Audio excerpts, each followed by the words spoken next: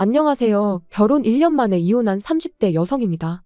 결혼 1년 만에 이혼한 게 무슨 자랑이라고 이렇게 사연까지 보냈냐 하실 텐데, 저라고 좋아서 보낸 게 아니에요. 솔직히 아직도 정말 친한 친구 몇 명한테를 제외하곤 이혼했단 말도 못 꺼냈으니까요. 그리고 그나마 제가 이혼한 걸 아는 친구들도 제가 어쩌다 1년 만에 이혼을 한 건지는 모릅니다. 남편이 짠돌이라서 이혼한다는 게 어찌나 쪽팔리던지 차마 말할 수가 없었거든요. 그리고 이제 와서 말이지만 결혼할 때만 하더라도 저는 남편이 짠돌이라는 게 싫지 않았어요. 아니, 오히려 좋다고 생각했죠. 허세만 가득해서 폼잡기 좋아하고 그래서 주변 사람들한테 하루가 멀다 하고 술 사고 밥 사가며 허풍 떠는 인간들보다 훨씬 낫다고 실리를 아는 사람이라고 생각했으니까요. 그런데 정말이지 뭐든지 간에 정도가 중요한 거였어요. 정도가. 이제 전 남편이지만 그래도 편의상 남편이라고 치고. 아무튼 저희 남편은요, 그냥 무조건 아끼는 사람이었어요. 심지어 누가 봐도 비효율적이고 비상식적인데도 말이죠. 그리고 지금 생각해보면 연애 때도 그랬어요. 기분이니 분위기니 하는 건 장사치들 농간에 놀아나는 거란 식이었고, 게다가 다행이랄지 저한테만 그랬던 게 아니고 그냥 세상 모든 사람한테 그랬거든요. 심지어 자기 부모님한테도 말이에요. 그러니까 저는 그게 문제라고 생각할 수가 없었습니다. 그냥 저 사람 성격이 원래 저런가 보다. 워낙 절약에 몸에 배서 그런가 보다. 그렇게만 생각한 거죠. 게다가 남편과 제가 연애를 하던 당시만 하더라도 그때는 저희 둘 다 중소기업에서 적은 임금을 받으며 다녔기 때문에 남편의 그런 태도에 크게 불편을 느끼지는 못했어요. 어차피 쓸래야 쓸 돈이 없었고 그렇다 보니 저 역시 싼 걸 찾아다니는 경우가 있었으니까요.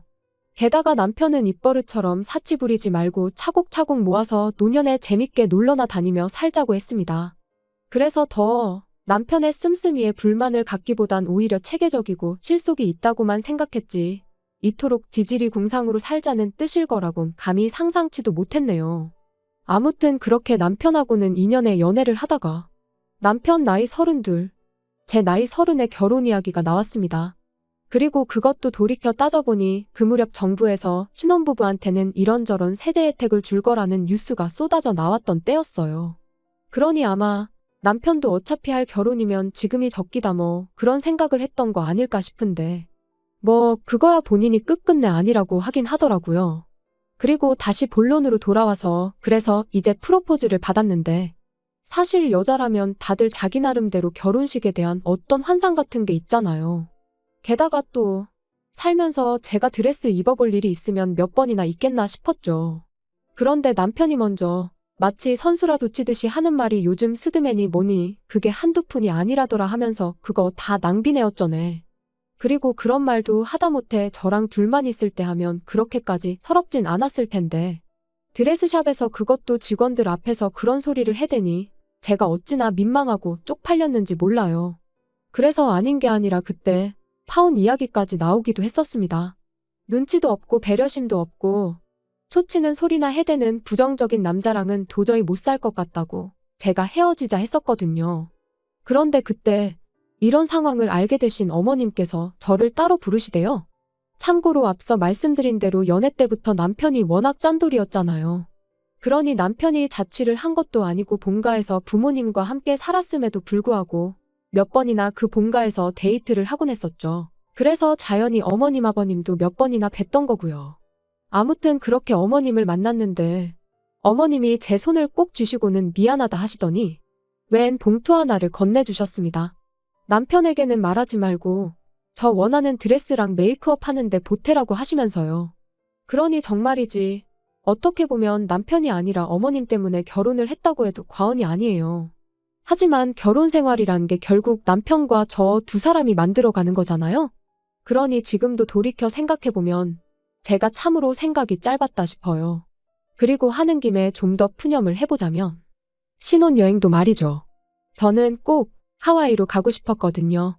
그런데 남편이 달러가 지금 얼마나 비싼 줄 아니 모르니 해대더니 무조건 일본을 고집하는 거예요. 엔저라서 무조건 지금 가는 게 이득이라면서요. 그리고 거기까지는 저도 남편 말이 아주 틀렸다고 생각하지는 않았습니다. 그래서 그래, 이번엔 일본 가고 하와이는 다음에 가자. 대신 신혼여행인 만큼 호텔은 좋은 곳으로 가자. 다른 건 몰라도 야경을 볼 수 있으면 좋겠다. 그랬더니 남편도 흔쾌히 걱정 말라며 자기가 그 정도 센스는 있는 사람이라나요? 그런데 일본에 도착하고 나서야 황당한 상황을 맞닥뜨렸어요. 저희가 4박 5일 동안 머물기로 한 호텔이 관광 호텔인 것도 부족해서는 떡하니 유흥가 한복판에 위치해 있더라고요. 게다가 야경은 무슨. 호텔을 둘러싼 수많은 술집 간판들이 내뿜는 네온 사인들이 제가 볼 수 있는 야경의 전부였지요. 너무 서럽고 화가 나서 위약금을 내더라도 당장 취소하고 좋은 데로 옮기자고 했습니다. 그랬더니 남편은 저를 달래거나 제 화를 가라앉히기 위해 노력을 하기는커녕 위약금을 내고 싶으면 제 돈으로 내라는 소리만 해댈 뿐이었어요. 그리고는 하루 종일 관광하고 다니면 호텔 와서는 자기 바쁠 텐데 그러면 침대만 푹신푹신 좋으면 됐지 뭐가 문제냐면서 저더러 까탈스럽게 굴지 말라나요? 진짜 신혼여행이고 나발이고 당장이라도 짐 싸서 그냥 집에 가고 싶은 심정이었습니다. 하지만 그때만 하더라도 솔직히 차마 용기가 나질 않았어요. 당장 친정부모님한테는 뭐라 말씀을 드리나 그런 생각도 들고 친정부모님은 제 부모님이시니 이해해 주신다 치더라도 친정부모님의 친인척분들부터 시작해서 제 주변 사람들은 도대체 무슨 생각을 할지 거기까지 생각이 미치니 결국 제가 할 수 있는 건 남편한테 어떻게 이럴 수 있냐고 원망을 토해내고 속상한 마음을 토로하는 것뿐이었죠.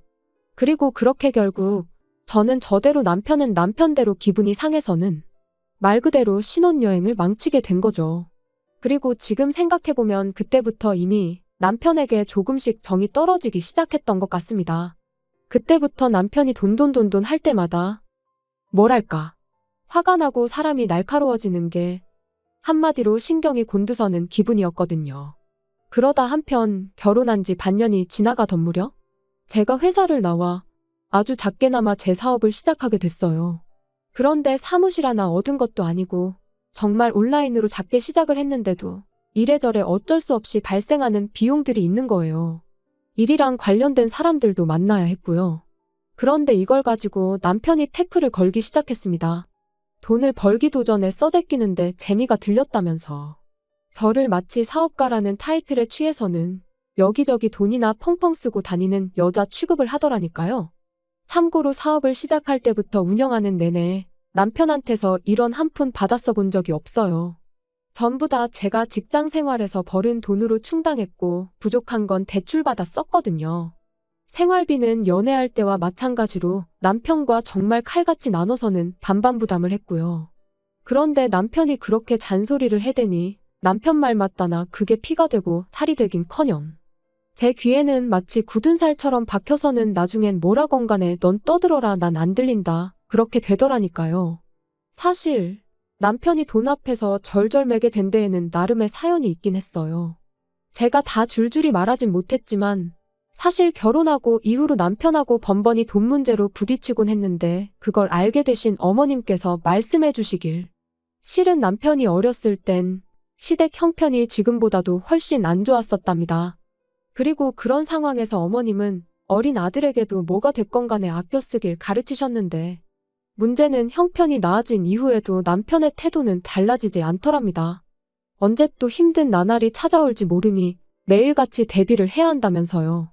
그리고 어머님 아버님은 어쨌든 남편이 그렇게 된 게 당신들 때문이라고 생각하고 계셨기 때문인지 그런 남편을 말리지도 어쩌지도 못하셨던 거죠. 그런데 저로서는 연애할 때는 그나마 일주일에 한두 번 만나서 데이트할 때나 보던 모습을 이제 하루가 멀다 하고 지켜봐야 했으니 말 그대로 스트레스가 이만저만이 아닌 게 저 인간을 내가 평생 감당할 수 있을까 싶더라고요. 그리고 그런 남편에게 결국 두 손 두 발 다 들게 된 일이 있었으니 친정어머니가 저희 집에 오셨던 날이었어요. 아무래도 제가 사업을 시작하고 바빠지자 제가 집안일에 좀 소홀해질 수밖에 없었는데 저는 이 부분 같은 경우도 솔직히 남편이나 저나 하는 일이 달라서 그렇지 어쨌든 맞벌이를 하고 있던 거잖아요. 그러니 집안일도 무조건 제가 할 일이라고만 볼 수는 없다고 생각했고 그러니 집안일이 밀리는 것도 전적으로 제 책임이라고만 생각하지는 않았거든요. 그런데 저희 어머니께선 그래도 아내인 제가 너무 손을 놓고 있는 거 아닌가 싶으셨는지 저를 도와주신다고 반찬 몇 가지를 해오셨더라고요. 그래서 제가 감사한 마음에 얼마라도 드리려고 했는데 어머니께서 버럭 화를 내시며 친정엄마가 딸한테 이 정도도 못 해주냐 하시더니 그냥 나가서 커피나 한잔 하자시대요. 그래서 어머니를 모시고 동네에서 핫하다는 카페에 갔습니다. 그리고 커피를 마시다 보니 가꾸어진 빵들이 나오고 있길래 집에 가서 드시라고 빵도 좀 사드렸지요.